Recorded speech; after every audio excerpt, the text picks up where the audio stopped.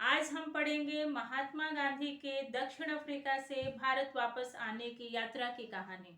महात्मा गांधी 9 जनवरी 1915 को दक्षिण अफ्रीका से गोपाल कृष्ण गोखले के बुलावे पर भारत आते हैं। 9 जनवरी को भारत में प्रवासी दिवस के रूप में मनाया जाता है। गांधी जी जिस जहाज से आते हैं उस जहाज का नाम होता है जब अरबिया, और वो मुंबई के अपोलो बंदरगाह पर उतरते हैं। मुंबई का अपोलो बंदरगाह उस समय कुछ खास लोगों के लिए ही होता था, लेकिन बम्बई के बड़े वकील फिरोज शाह मेहता और गोपाल कृष्ण गोखले के कहने पर उन्हें वहां उतारा जाता है। लाखों की भीड़ गांधी जी का स्वागत करने के लिए वहां उपस्थित रहती है। गांधी जी भारत में आकर क्या काम करते हैं इसकी अब हम बात करेंगे।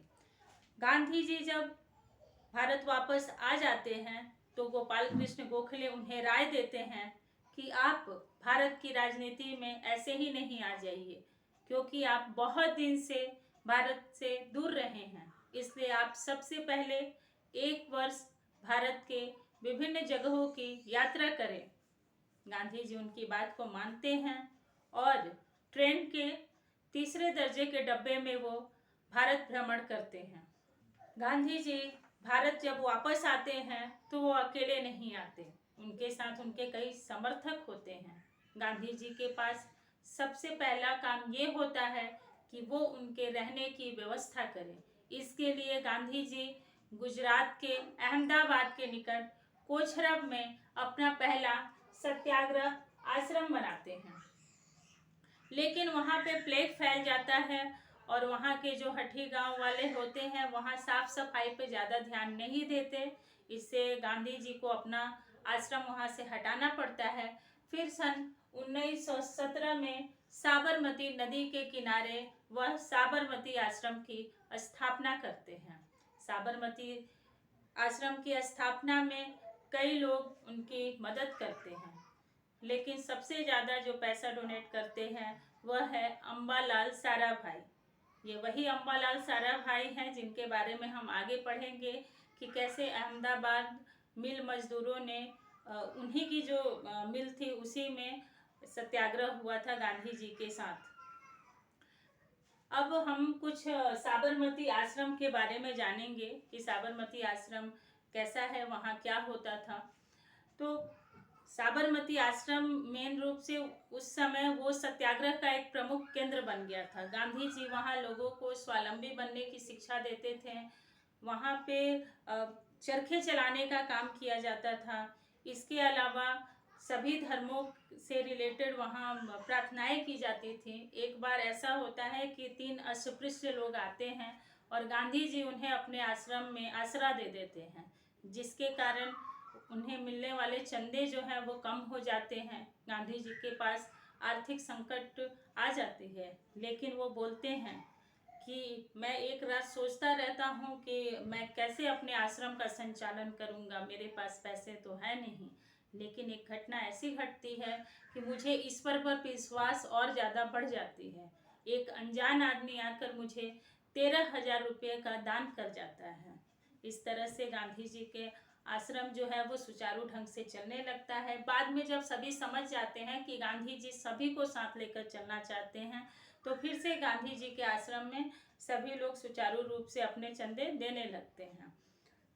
जब भी आप साबरमती आश्रम घूमने जाएंगे या फिर किसी भी देश के राष्ट्राध्यक्ष आते हैं या कोई विशेष मेहमान आते हैं हमारे देश में, तो उन्हें साबरमती आश्रम जरूर ले जाया जाता है घुमाने के लिए। तो साबरमती आश्रम के बारे में हमें कुछ जानकारी होनी चाहिए कि वहाँ पे क्या क्या है। तो सबसे पहले हम वो जानेंगे कि साबरमती आश्रम में हृदय कुंज किसे बोला जाता है। साबरमती आश्रम में हृदय कुंज उस जगह को बोला जाता है जहां गांधी जी रहते थे। ये गांधी जी की कुटिया का नाम है। गांधी जी द्वारा इस्तेमाल किए गए चरखा और उनके द्वारा इस्तेमाल किए गए सारे सामानों को वहां सहेज कर रखा गया है। अभी थोड़े दिन पहले जब डोनाल्ड ट्रंप भी आए थे तो वो भी वहां गए थे और उन्होंने चरखा भी चलाया था। इसके अलावा वहां पे एक उद्योग मंदिर है।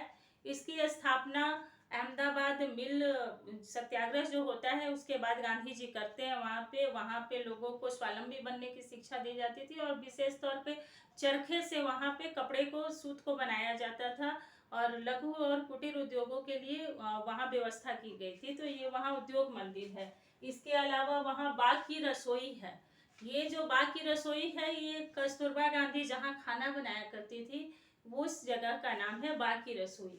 और विनोबा मीरा कुटीर, विनोबा मीरा कुटीर वो है जहाँ पर आकर विनोबा भावे कुछ दिन स्टे करते हैं, और एक मीराबेन जो अंग्रेजी महिला होती हैं जो गांधी जी से बहुत प्रभावित होती हैं, वो भी आकर उस साबरमती आश्रम में कुछ दिन रहते हैं, इसलिए उस कुटीर का नाम विनोबा मीरा कुटीर हो जाता है। नंदिनी एक कुटीर है वहाँ पे जिसका नाम नंदिनी है। अभी वो गेस्ट हाउस के तौर पे उसको काम में लिया जाता है। अभी जो वहाँ ठहरना चाहता है वो नंदिनी में जाकर ठहरता है। साबरमती आश्रम का संचालन 1915 से लेकर 1933 तक सुचारू रूप से चलते रहता है, वो अभी भी है। गांधी जी वहाँ 1915 से 1933 तक रहते हैं। उसके बाद वो बीच बीच में आते रहते हैं, लेकिन अपनी राजनीतिक कार्यों की वजह से इधर उधर कभी कभी जाते रहते हैं। साथ जो दूसरा काम ये होता है कि गांधी जी जब भारत वापस आते हैं वो समय प्रथम विश्व युद्ध का रहता है। प्रथम विश्व युद्ध का रहता है। उस समय गांधी जी भारतीयों से यह कहते हैं कि हमें अंग्रेजों की सहायता करनी चाहिए इस युद्ध में। भारतीय इस बात के लिए तैयार नहीं होते, वो नहीं चाहते कि अंग्रेजों की सहायता करें, लेकिन गांधी जी और कांग्रेस की सिफारिश पर लोगों को सेना में भर्ती कराया जाता है। उस समय गांधी जी को अंग्रेजों का सर्जेंट कहा जाता है, और अंग्रेजों के द्वारा उन्हें कैसरे हिंद की उपाधि दी जाती है।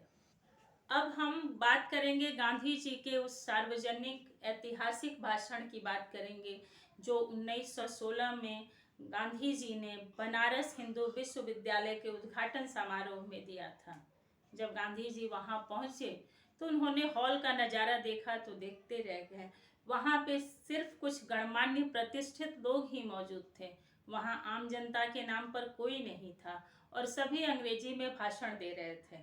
गांधी जी उठे, उनकी जब बारी आई तो उन्होंने भाषण दिया कि मुझे बड़ा ही खेद होता है, मुझे बड़ा दुख हो रहा है कि मैं उस भाषा में अपनी बातों को अभिव्यक्त कर रहा हूँ, सामने रख रहा हूँ जो भाषा मेरे लिए विदेशी है, और जिस भाषा को मेरे देश की अधिकतर जनता समझ भी नहीं पाती। इस हॉल में वो लोग ही उपस्थित हैं जो इस भाषा को जानते हैं। उन्होंने कटाक्ष किया था लोगों पे कि हिंदी भाषा ना बोलने पर। उन्होंने कहा था कि भारत की शिक्षा जो है वो हिंदी माध्यम से होनी चाहिए, जो हमारी क्षेत्रीय भाषाएं हैं उनको बढ़ावा देनी चाहिए। वो यह नहीं चाहते थे कि भारतीय बच्चे जो हैं वो अपना अधिकतर समय अंग्रेजी के शब्दों को याद करने में लगाएं। वो चाहते थे कि हमारे यहाँ जो भी शिक्षा हो वो हमारी मातृभाषा में हो। गांधी जी के इस संबोधन के बाद भारतीय राष्ट्रीय कांग्रेस में जनता को भी जोड़ने की कोशिश की गई। महात्मा गांधी ही थे जिन्होंने कांग्रेस को आम जन का पार्टी बना दिया। इससे पहले तो कांग्रेस कुछ मुट्ठी भर लोगों की संस्था थी। गांधी जी की ये बात एक मुंह से दूसरे मुंह तक होते हुए पूरे भारत में पहुंच गई, और पूरे लोगों ने ये समझ लिया कि यह वही आदमी है जो हम सभी को इस दास्ता से मुक्ति दिलाएगा। फिर गांधी जी 1916 के लखनऊ अधिवेशन में भाग लेने लखनऊ आते हैं। वहाँ पे उनका इंतजार चंपारण के एक किसान राजकुमार शुक्ल करते रहते हैं, और वो उनसे अपनी व्यथा सुनाते हैं, चंपारण के किसानों की दुखों को सुनाते हैं, और उन्हें चंपारण आने का न्योता देते हैं। तो कल हम पढ़ेंगे गांधी जी के भारत में पहले सत्याग्रह की कहानी, चंपारण सत्याग्रह के बारे में। आपको मेरा वीडियो कैसा लगा आप मुझे कमेंट करके ज़रूर बताएं। आप मेरे चैनल को लाइक करें, सब्सक्राइब करें, शेयर करें। धन्यवाद।